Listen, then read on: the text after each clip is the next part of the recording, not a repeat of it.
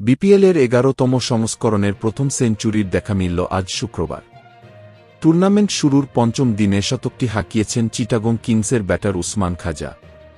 পাকিস্তানি এই ব্যাটারের সেঞ্চুরিটি ছিল দেখার মতোই। দুর্বার রাজশাহীর বিপক্ষে খেলতে নেমে মাত্র ৪৮ বলে ৩ অঙ্কের ম্যাজিক সংখ্যায় পৌঁছে গেছেন তিনি। শুক্রবার টস হেরে ব্যাটিংয়ে নামে কিংস। ওপেনার পারভেজ হোসেন ইমন ২ বলে ০ রানে আউট হলে গ্রাহাম ক্লার্ককে নিয়ে দুর্দান্ত জুটি করেন উসমান। ১২০ রানের জুটি করার পথে দুজনেই খেলেন মারকুটে ভঙ্গিতে। ক্লার্ক উইকেটে থাকতেই হাফ সেঞ্চুরি পূর্ণ করেন উসমান। এরপর ২৫ বলে ৪০ রান করে আউট হন ক্লার্ক।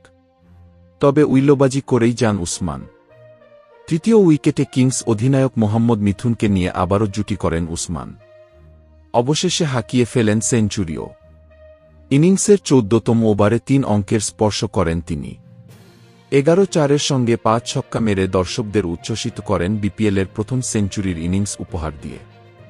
বিপিএল ক্যারিয়ারে এটি উসমান খানের দ্বিতীয় সেঞ্চুরি। পাকিস্তান জাতীয় জার্সিতে ভালো না করতে না পারলেও বিপিএল ও পাকিস্তান সুপার লিগ পিএসএল মাতিয়ে যাচ্ছেন ঠিকই। ভিডিওটি ভালো লাগলে লাইক, শেয়ার ও চ্যানেলটি সাবস্ক্রাইব করুন। ধন্যবাদ।